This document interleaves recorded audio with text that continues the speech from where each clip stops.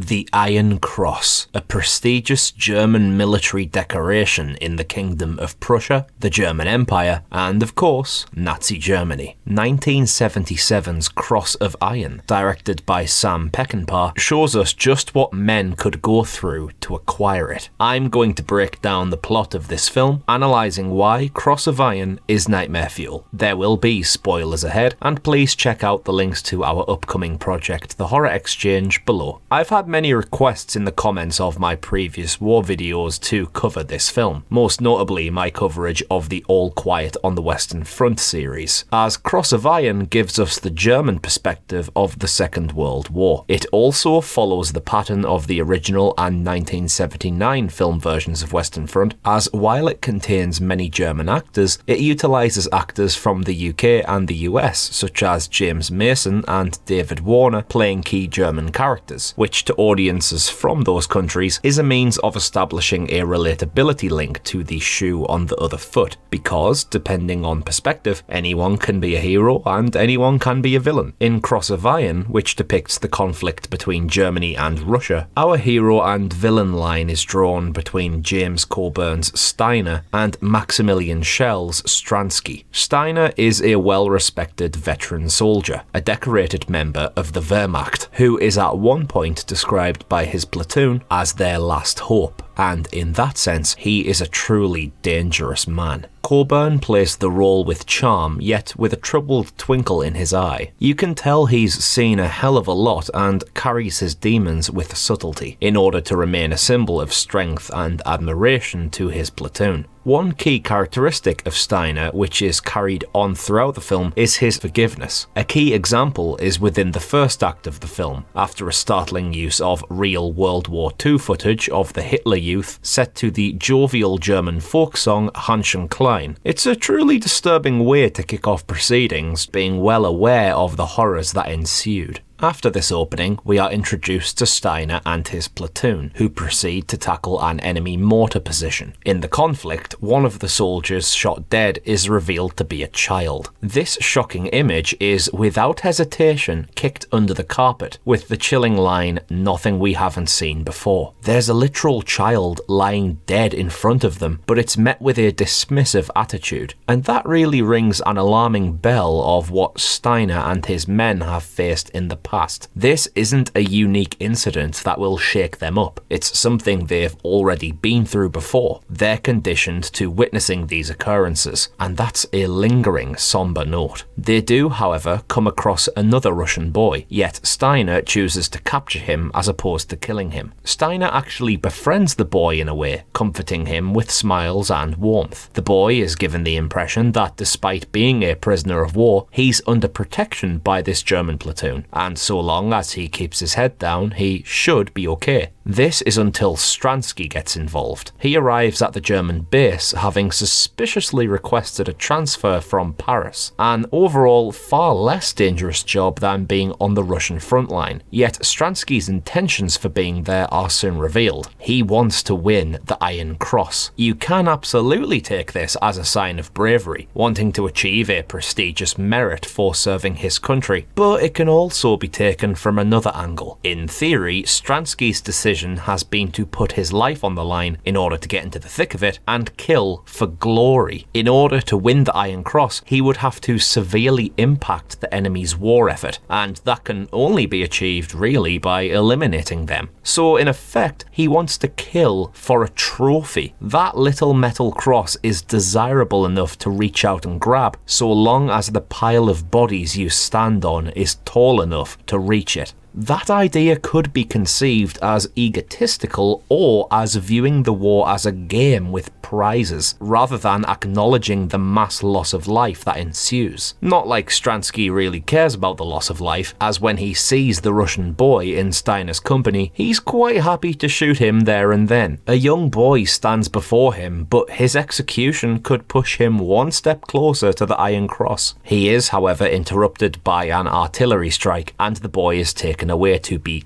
dealt with as Stransky flees for safety. This is where we discover Stransky's true colours are shades of yellow. He may very well be on the front line now to get that Iron Cross, but we learn that he's willing to turn mountains into molehills in order to get it. Stransky is a truth bender, someone who conjures reality around him, pointing all the arrows towards him and exposing the tiniest happening into severity. This includes manipulating the truth by his own accounts and by taking advantage of people into siding with his truth. The catalyst for this in the film is when Stransky notices two of the men, including Lieutenant Treebig, showing affection towards one another. Homosexuality within the German army carried a death penalty, and Stransky jumps right onto this to salvage a benefit. He's like a snake, goading and intimidating the men, luring information out of them, that they are more fond of the company of men than the company of women. The conclusion here is effectively, I've caught you, and now you know I have. Do that again, you're dead. And that means that Treebig is in Stransky's back pocket now, his puppet. Otherwise, it could lead to Treebig's demise. I find this entire concept to be so sad to digest, considering the way of the world now compared to the front end of the 20th century. Homophobia was so rife that these two men couldn't fulfill their attraction to one another on the basis that they could be executed because of it. And now, after their first and final warning, they've got to walk atop eggshells while attached to strings. The Nazi regime put many walks of life on their hit list while attempting to create their pure race, and this film's depiction of the obstacle course of being gay during this time period is never easily digestible. We can also clearly see that Stransky's way of doing things is something that Steiner opposes, Stransky wanting to kill the Russian boy, whereas Steiner protects him and eventually goes to release him. However, this leads to the most shocking moment of the film for me. As the boy runs into the woods, an enemy attack begins. Wrong place, wrong time, and the boy is shot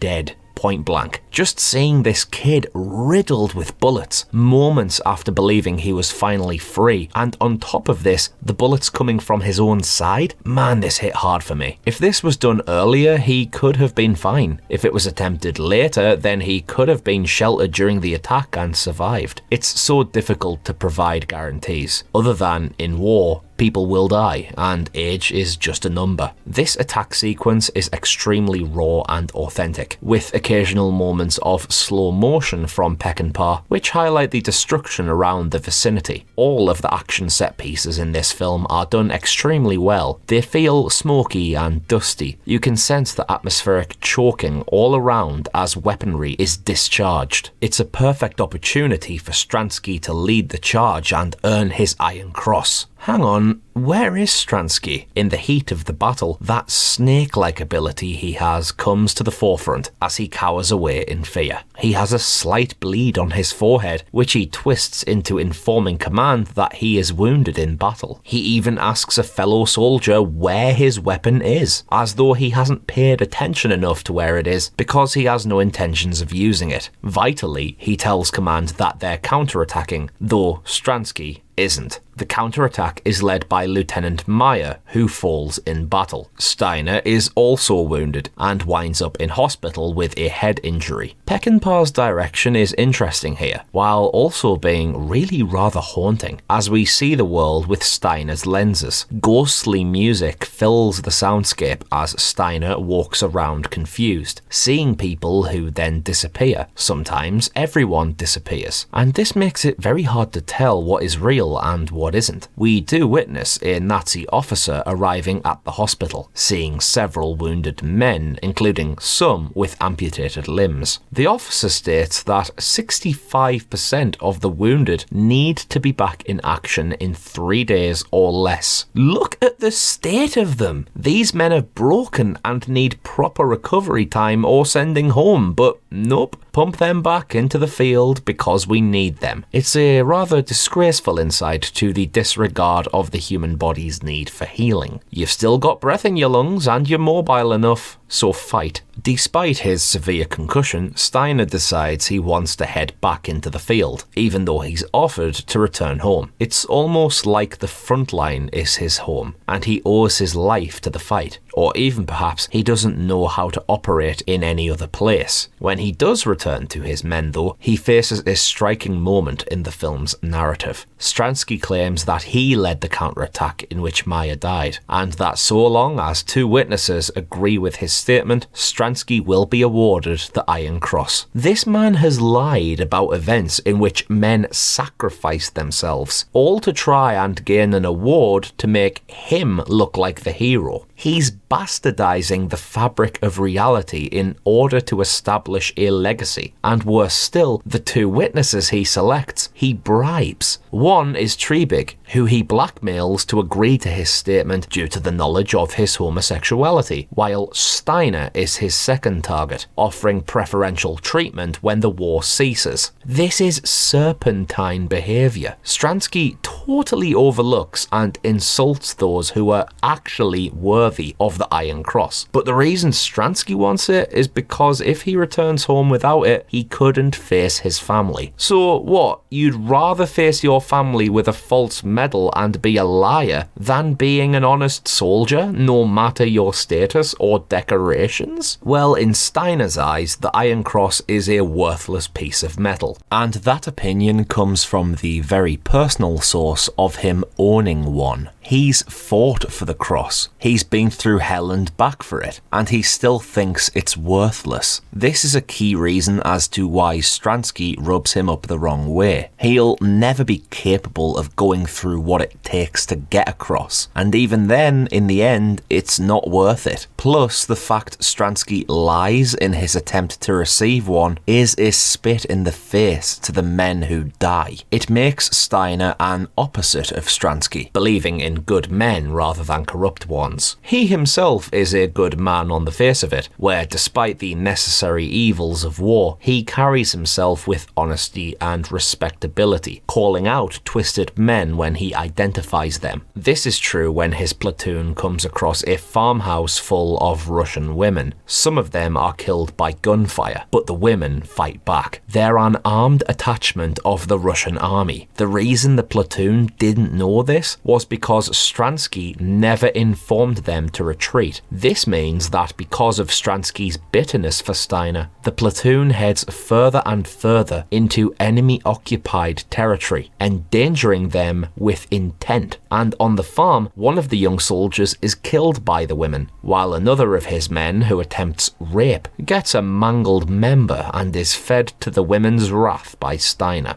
Now they're even. But this entire conflict could have been avoided had Stransky been honourable. The conflict between Stransky and Steiner goes from bad to worse when Steiner's platoon adopts Russian disguises from the farmhouse in order to remain incognito while in enemy territory, as they head towards the German line, where Stransky and Treebig reside. However, when advancing on the German line, due to wearing Russian uniforms and being recognised as Steiner's platoon, Stransky has another idea. What if they just so happen to be shot? After all, they're dressed as Russians, so they could very easily be subject to friendly fire. And with that, the order is given. Most of Steiner's platoon are killed, men who should have never been killed here and now, all because Stransky didn't get what he wanted. It's a childish squabble which has led to several deaths. This pettiness is fatal. 3 of the men survive the live fire, and Steiner picks off Treebig for giving the order, heading off towards Stransky. But rather than killing Stransky there and then, he has other ideas. If Stransky wants the Iron Cross, he offers to show him where the Iron Crosses grow, handing him an MP40. As the two head out into battle, and Stransky is shot at by a young Russian boy who resembles the young boy killed earlier in the film, Stransky struggles to operate his weapon while being shot at. Despite shouting for help, Steiner coldly walks away, laughing out loud, as we are provided another jingle of Hunch and Klein, while we look at civilian victims of war. This revenge by Steiner was executed without his own hands. You want the Iron Cross so bad? You've got to fight for it. And the poetic justice here comes from Steiner's acknowledgement that Stransky doesn't know how to fight. He knows that he will perish trying to get what his heart desires. Cross of Iron is a powerful and, I believe, underrated war film, certainly one that I think more people should be aware of. It displays in nightmarish fashion the lengths some people were willing to go to just to get a medal they could show off. It makes war like a competition or a sport. It belittles not only the value of life, but the value of death. Stransky is one of the most despicable characters I've covered on the channel, and I'm thankful to those who pointed me in the direction of this film to cover it as a Nightmare Fuel episode. If you have any other recommendations for me, for war or horror, please let me know down below. I'm Connor from Unleash the Ghouls, thank you once again for watching, and I'll see you next time for another dose of Nightmare Fuel.